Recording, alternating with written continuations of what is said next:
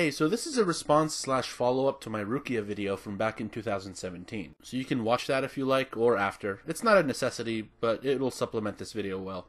Battle Shonen is a genre that venerates raw power and ability, and the universes most of these characters inhabit favor the naturally talented and the gifted. The more normal you are, the more helpless.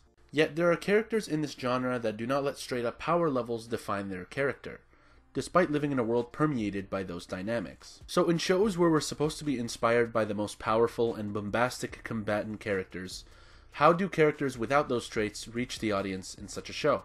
Those are the questions I want to address here, and two of the characters we're going to use to discuss that will be Rukia HOOK-Chuki of Bleach and Mumen Rider of One Punch Man. These two characters represent the two methods of pure inspiration that are utilized to prove themselves to the people around them and even to the audience. The personal and the symbolic. In that first video, I discussed and summarized why I thought Rukia was the best character in Bleach, but I didn't go over why her accomplishments were so notable. Her many accomplishments are more notable when you understand where Rukia comes from as a person, not just as a Soul Reaper.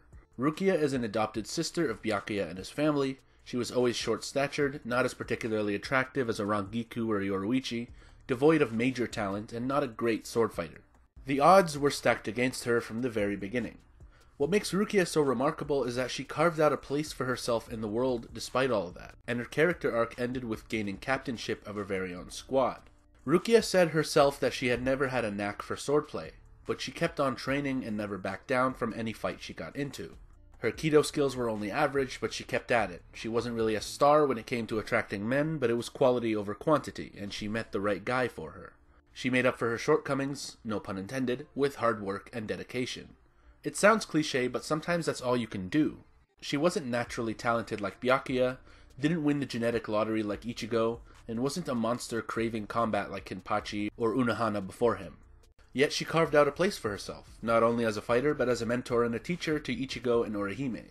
Rukia is a natural-born leader. For all her pitfalls as a Shinigami, she made up for it in assertiveness and charisma.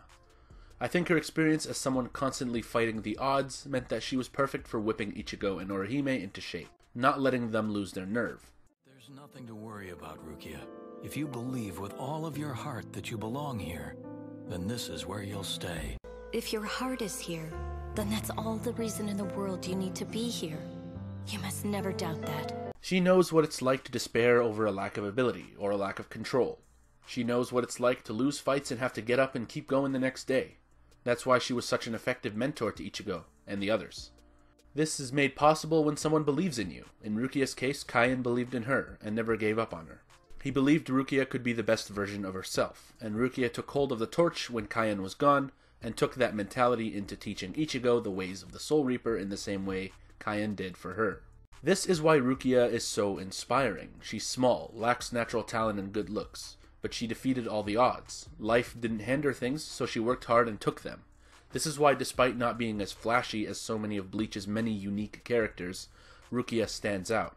It's her apparent averageness that elevates her into such an incredible character who has inspired me among many other people.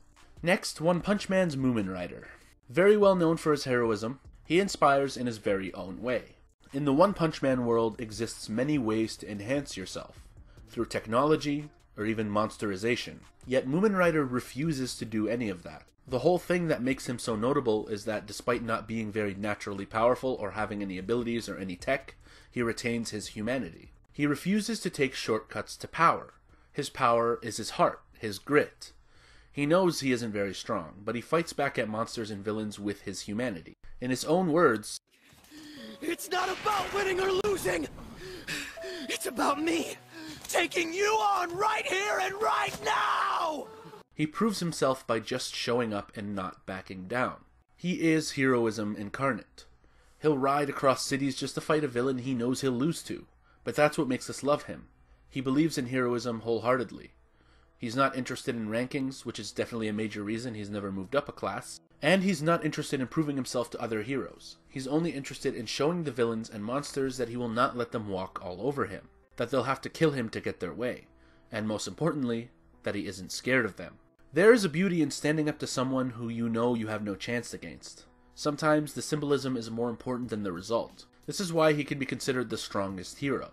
Not because he's physically stronger than anyone, but because he has the most strength of character. He puts the job before anything else and is literally a beacon of courage within the OPM world. There are times in life where you have to be like Rukia and work incredibly hard. You'll have to put in hours and you'll have to embrace the challenge of having a life more difficult than others, lest you live a life completely miserable. Your goals may be hard to attain, but are seldom unreachable. You just have to be willing to accept your disadvantage and to work twice as hard. And there are times where you have to be like Mumen Rider and take the loss with grace. Sometimes it means more to take a stand than actually win. For some, including Mumen Rider, you'd rather fight and lose than let the world trample you. This is why both individuals are such great characters in their worlds, and can even be role models for the audience. Anyway, so that's my video. I hope you guys enjoyed it. My social media stuff is in the description if you care enough. Thank you everyone for watching, and have a great day.